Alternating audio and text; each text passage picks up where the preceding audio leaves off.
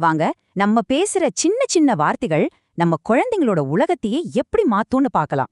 பெற்றோரா நாம சொல்ற ஒவ்வொரு வார்த்தைக்கும் ஒரு பவர் இருக்கு. அது அவங்க நம்பிக்கைய உருவாக்கும்.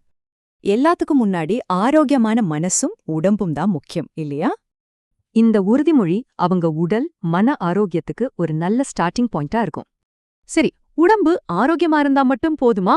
அடுத்ததா பேலன்ஸ் ரொம்ப முக்கியம். படிப்பு, விளையாட்டுன்னு எல்லாத்தையும் பேலன்ஸ் பண்றது குழந்தைங்களுக்கு ஒரு பெரிய சேலஞ்ச் தான். இந்த நம்பிக்கை இருந்தா டைம் மேனேஜ்மெண்ட்டை ஜாலியா பண்ண கத்துப்பாங்க. இப்போ இந்த திறமைகளை ஒரு பெரிய சவாலுக்கு, அதாவது பரீட்சைக்கு எப்படி யூஸ் பண்றதுன்னு பார்க்கலாம். பரீட்சையில ஜெயிக்க இந்த 3 விஷயங்கள் ரொம்ப முக்கியம்: தயாரிப்பு, ஞாபகம், நிதானம். முதல்ல அவங்க நல்லா படிச்சிருக்காங்க, நம்பிக்கையா இருக்காங்கன்னு நம்ம நம்பணும். அடுத்து படிச்சதெல்லாம் நல்ல ஞாபகம் வரும், தெளிவா பதில் சொல்லுவாங்கன்னு நம்புறோம். கடைசியா டென்ஷன் ஆகாம பாசிட்டிவா இருந்து பரீட்சை எழுதுவாங்கன்னு சொல்லணும். பாத்தீங்களா, இந்த சின்ன சின்ன உறுதிமொழிகள் அவங்களுக்கு ஒரு நல்ல வழிய காட்டுது.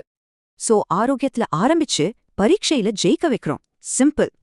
சரி, இன்னைக்கு உங்க குழந்தைங்காக எந்த நல்ல விஷயத்தை விதைக்க போறீங்க?